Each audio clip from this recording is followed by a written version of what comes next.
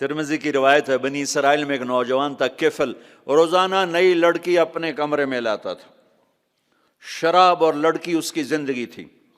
ایک رات ایک لڑکی کو لے کر آیا، 60 دینار، 60 دینار پاکستان کا 12 لاکھ روپیہ بنتا ہے، اور آپ کا 1 لاکھ بنتا ہے۔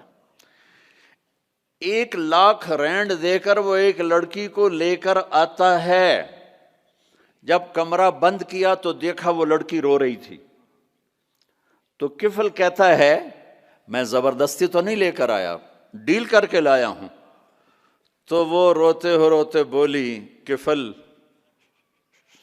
طوائف نہیں ہوں، غریب ہوں، مجھے غربت نے عزت بیچنے تک پہنچا دیا ہے۔ میں کہا کرتا ہوں جب مالدار لوگ زکوٰۃ نہیں دیتے تو غریبوں کی بیٹیاں طوائف بن جاتی۔ جب مالدار لوگ اپنے دنیا کو جنت بناتے ہیں اور غریبوں کو بھول جاتے ہیں تو غریبوں کی بیٹیوں کی عزتیں یوں نیلام ہوتی ہیں، وہ ساری زندگی کے لیے طوائف کا داغ اپنے ماتھے پہ لیتی ہیں اور زندگی بھر عزت کا ایک لمحہ نہیں گزار سکتی۔ اور طوائفوں سے کھیلنے والے وہ ویسے ہی مسٹر رہتے ہیں، وہ ویسے ہی ہز ہائنس رہتے ہیں، ویسے یور آنر رہتے ہیں۔ ایک بچی کی عزت برباد ہو گئی اور اس خبیث کی عزت ویسے کے ویسے ہے۔ اس لیے تو میرے اللہ نے قیامت کا دن رکھا ہے، اس لیے تو میرے اللہ نے قیامت کا دن رکھا ہے۔ ہائے ہائے، وہ عورت رونے لگی، وہ لڑکی رونے لگی، کفل عزت دار ہو، مجھے غربت نے طوائف بنا دیا ہے۔ تو کفل رو پڑا اور کہنے لگا میری بہن جس عزت سے آئی تھی چلی جا، جو پیسے دیے ہیں جا اپنی غربت مٹا، ہدیہ 60 دینار یعنی کہ 1 لاکھ رینڈ بنتا ہے، جا اپنی غربت مٹا، اور میرے لیے دعا کر، میں بہت گندا انسان ہوں، میں تیری آنسوؤں کو دیکھ کر میں بھی توبہ کرتا ہوں۔ وہ لڑکی گھر پہنچی، پیچھے کفل مر گیا، اس کو نہیں پتا موت آئی کھڑی ہے سر پہ، وہ مر گیا۔ اللہ آخرت سے پردہ نہیں اٹھایا اللہ نے، وَمِن وَرَائِهِمْ بَرْزَخٌ إِلَى يَوْمِ يُبْعَثُونَ، پردہ ہے، مر گیا، کیسے مرا، کس حال میں مرا، کچھ پتہ نہیں ہے، لیکن میں اس کی قدردانی پہ قربان جاؤں۔ کل اگر یہ مردہ ملتا نا اپنے گھر میں، اس کو کسی نے اٹھانا نہیں تھا، کمرے میں ہی دبا دینا تھا، وہیں پتھروں میں اس کو دبا دینا تھا، یہ ایسا انسان تھا، لیکن وہ تو توبہ کر چکا تھا۔ اور توبہ کے بعد کی زندگی 15 منٹ، آدھا گھنٹہ، گھنٹہ، سوا گھنٹہ، 2 گھنٹے ہے، اور 30 سال کی زندگی زنا اور شراب میں ہے، اور آدھے گھنٹے کی زندگی میں صرف نیت کی ہے۔